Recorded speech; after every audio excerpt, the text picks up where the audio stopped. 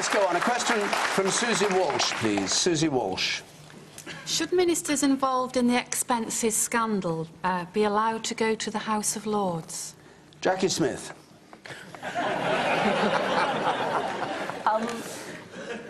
The most important thing about the expenses scandal, I think, is that we accept that we, both individually and we collectively as MPs, got it wrong, both in individual decisions that we made and in terms of not reviewing the rules earlier, and that we put that right. And frankly, that's more important, it seems to me, than what the individual futures of anybody might be, because that's the way that we're going to safeguard the reputation of Parliament, which I believe to be very important, and to make sure that there are still people that want to do that job as MP, representing you in the best possible way. Can I repeat the question? Should ministers involved in the expenses scandal be allowed to go to the House of Lords? Well, I think I answered you. No, you didn't answer me at all. The question is about people not wanting to see those who were involved in this being rewarded by jobs in the House of Lords or whatever. And I can completely understand that, because, as I said, but do you agree with we've made mistakes. Well, you know, I don't think people who have been disgraced should go to the House of Lords, no. But more importantly, I think we need to put the whole system right. That's what we need to focus on now. Would you include yourself as somebody who'd been disgraced? I've never wanted to go to the House of Lords. That's a slightly different answer. Would you include yourself as somebody who's been disgraced by the expenses scandal? Yes, I think to a certain extent I have been. I think, you know, it's obvious, because I made an apology to Parliament, that I was wrong, and that's why I made that apology. And what I've also said is I think then, you know, never mind planning my future, my job now is to work to rebuild, I hope, people's trust in me as their constituency representative, and to rebuild my ability to be able to talk about the things that brought me into politics in the first place, which is making a difference to people's lives and standing up for the values that I believe in. That's my focus, not what might happen in the further future. But my responsibility also, with my colleagues, is to put the system right and help to rebuild people's faith. Okay. And without wanting to labour the point, but just to clarify it, so you, if offered a seat in the House of Lords, wouldn't take it? I'm fighting my parliamentary seat. It's not quite the answer, hard, is it? David. Yeah. Well, it's a wholly hypothetical question, and this is not about my future. My future actually is about working as hard as I can now to rebuild people's faith in me. Our job is to put the system right. Do you think the man in the sights today, Tony McNulty, should he go to the House of Lords, or should he not go to the House of Lords because of his apology? Well, Tony's apologised. He's repaying money. He, I think, believes, as I do, that the most important thing is not his future, but putting the system right for the people that we represent. Man up there in the middle. You, sir. Yes? A question for you. If you realise you made a mistake, why didn't you realise at the time you were doing it wrong?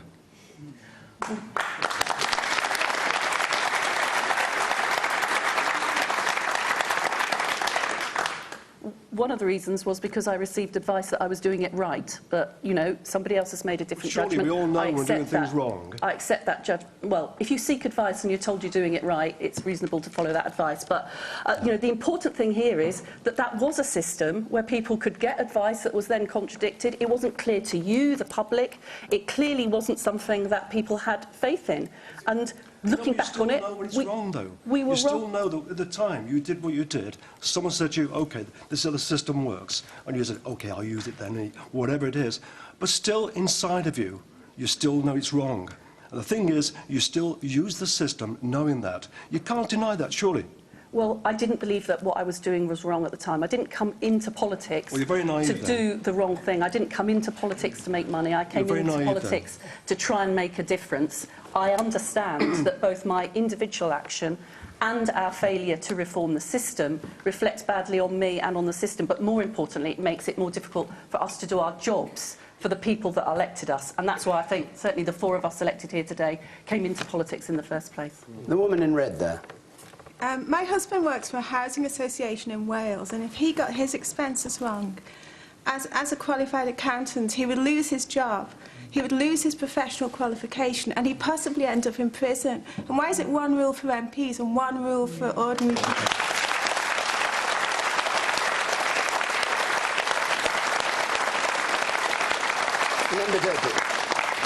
Well, I'm thinking that he who is without blame cast the first stone. And I think that it would be an act of, frankly, madness, just plain crazy, for one MP to slam another on this one. because there are very few MPs who weren't part of the conspiracy of silence that got us here. Let's remember, actually, that this was set up in 1983 as a kind of secret salary by Margaret Thatcher, because she didn't want to give her Tory MPs a pay rise during a recession. And we've all gone along with it for 26 years. Now, the answer to your question, madam, is that it just wasn't a real expenses system. It was a kind of a pretend expenses system so that the MPs got paid a little bit more because lots of people were too scared to give MPs pay rises and so on. Three things need to change. Number one, we need to have a real expenses system, not one which pretends to be one thing and is another. Number two, we've got to have the same level of scrutiny that your husband has to have. And number three, we've got to recognise that in order to get public faith back, both those first two things have to happen. In fairness, I don't think most people become politicians for the money. A lot of people take pay cuts to be MPs, but it is a distraction. And my personal feeling, incidentally, is that we should sweep away the entire expenses system apart from travel and just let an independent review body give us a salary and the travel and leave it at that, because that seems simple.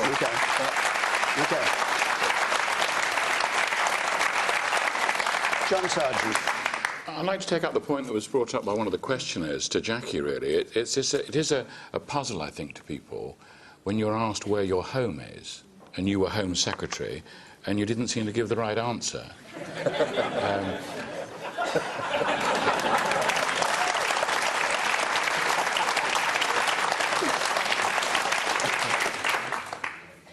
Do you want to answer?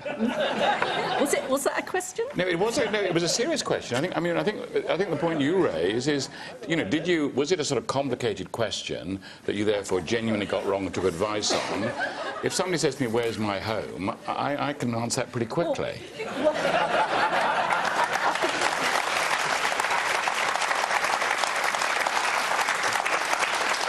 Lambert raises an important point, which sort of partly relates to this.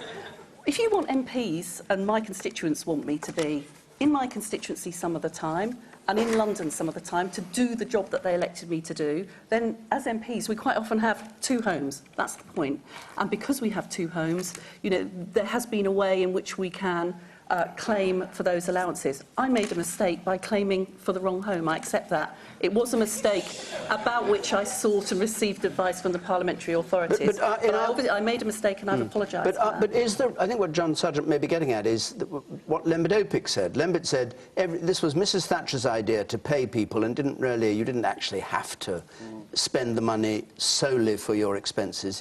Was that why you named the wrong house as your home? Because you thought, well, this is meant to be a way of getting expenses instead of salary, or did you sit down there and scratch your head and say, how many days do we spend in Redditch and how many days do we spend in London? Well, 1, 2, 3, 1, 2, 3. Well, I mean, I had to do that as part of the investigation, and incidentally... Which you got wrong, didn't you? No, incidentally, it showed I spent more time in London than in Redditch. But anyway, no, what the problem is with the rules is that it was possible to make mistakes like that. That's why, you know, the Prime Minister, supported rightly, I think, by other party leaders, has asked Christopher Kelly to redesign the system. We voted earlier on this year to put in place an independent body so that we're not either taking individual decisions which, you know, rightly can then be criticised, or making policy decisions about how much we should be paid or how much our allowances should be.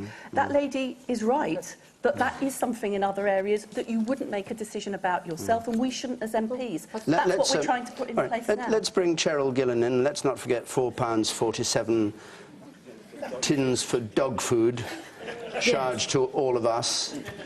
What Lambert said was this was designed by a Tory government because they didn't dare put up MPs' salaries and therefore made a loose expenses arrangement. Is that true? First of all, I paid back the money for the dog food. It was a genuine mistake immediately, and I have apologised for it. What's happened to the dog?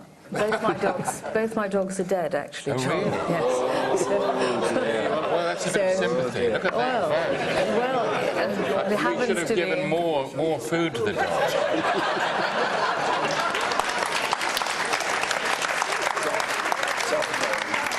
Careful, John, you'll be losing dog lovers all over Britain. No, this is a very serious matter, and we all know, all of us that are elected know this is a very serious matter. I think you cannot underestimate the anger out there amongst the public of some of the things that have gone on in expenses, and I'm not going to single out any one MP, and I include myself with everybody else. It's a system which is not easy to understand. It's a system which I've been quite amazed at has been very simple to abuse. And to the lady up there, I have to say no MP must be above the law.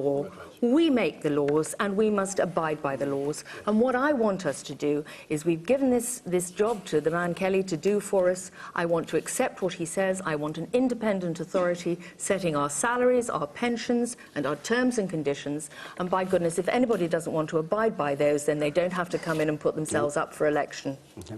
And to go to the question, do you think ministers who've been involved in this expenses scandal should not be allowed to go to the House of Lords? I think that the people that go to the House of Lords should be as above reproach as they possibly can be, but of course not every minister goes to the House of Lords. Okay.